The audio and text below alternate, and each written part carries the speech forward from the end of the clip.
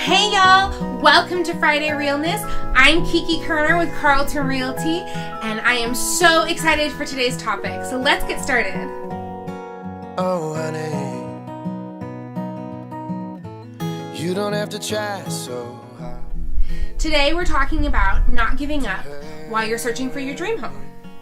You know, Steve Jobs once said, if you haven't found it yet, keep looking. Don't settle. As with all matters of the heart, you'll know it when you find it. How true is that? Like, yes, I will. I totally will. I get that. And it's so true. And that's something that can really be beneficial to keep in mind when you're searching for your dream home, because there's a lot of buyers out there. There's a lot of people looking for a home in this market. And in some areas, there's just not enough homes to go around. They're just not available. So it can be very frustrating and very overwhelming. And you can just get tired and just want to give up and just feel like you're never going to find your dream home. But don't. It is out there. Because that's the other cool thing about this market. It's very hot too. So new homes pop up every day. You know, in my market here in Central Ohio, we literally have homes popping up like on the hour. I mean, it's not really, but you know what I mean? Like, they're popping up all the time. So you just have to keep waiting, because you may not find that dream home, that perfect home for you right now, but it could be there in an hour. It could be there tomorrow or next week. So just be patient and just don't give up. Find the joy, find that fun in the journey. Enjoy the journey. That's a really crucial part in this. The other crucial piece is don't settle. Don't settle for mediocrity. Like, if you're like, I absolutely do not want a 1-car garage. I have to have a 2-car garage because of XYZ. If that is a must for you, don't settle on a 1-car garage, because I promise you, in 6 months to a year, you're still not going to be happy with where you are, because that was a really important piece of your dream and now you don't have it. Or if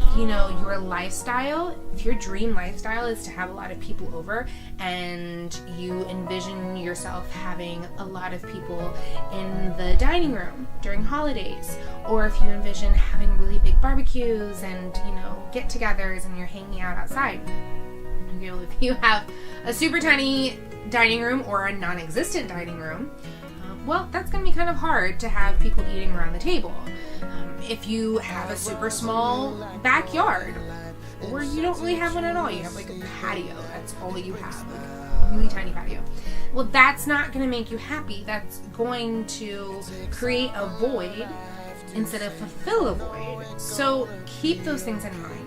Remember, just don't settle. Because you don't want to be in a place where in a year from now you're going, this doesn't fit. This doesn't make me happy. I don't want to live here anymore. That's not good.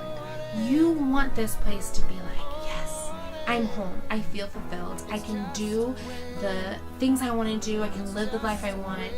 This home speaks to who I am and where I am in my life right now. This is perfect.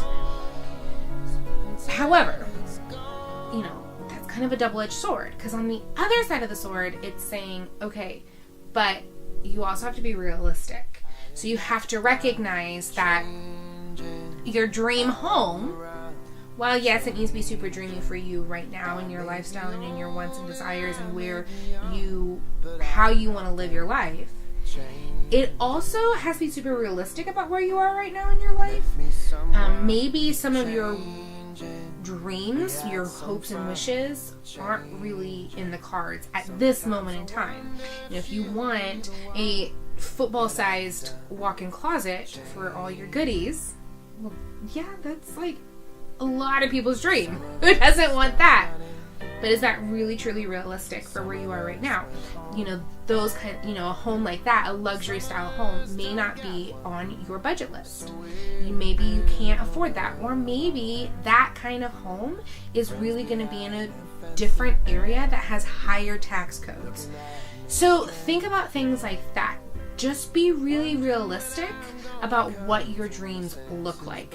And when you're thinking about your dream home, like I said, think about it in terms of what will make your desired life super dreamy for right now.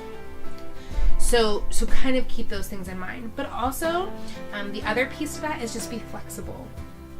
You know, find ways to create fluidity throughout that process of finding your home.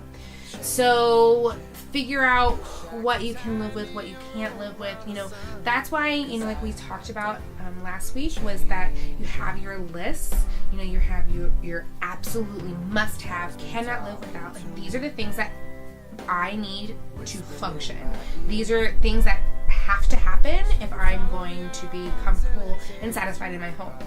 These are the things that I really would love to have, that would be ideal, but they're not deal breakers. And then these are the things that I don't want at all. Like, please don't. I don't want to see it.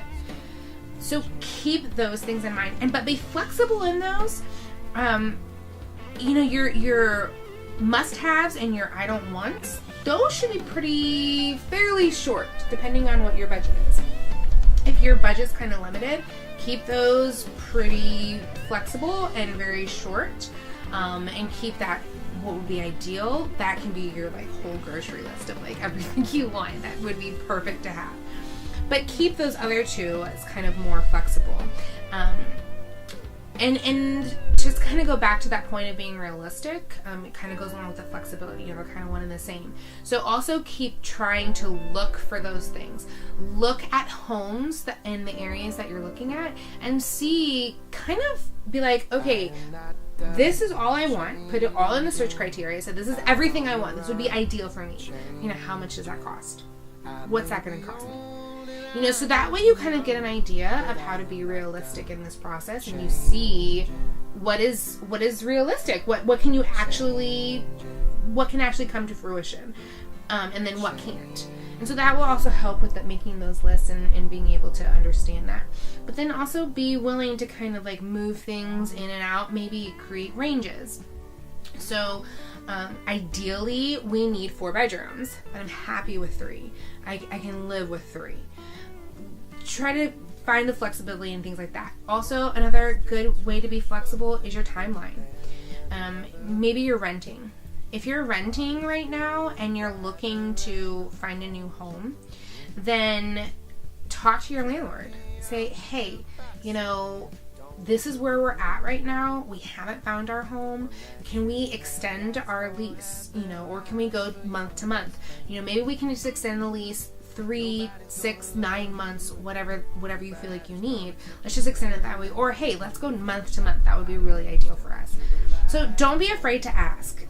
That will really help you guys in kind of eliminating some of the pressure of having to, you won't feel rushed. And when you don't feel rushed, you don't settle. And when you don't settle, you don't give up.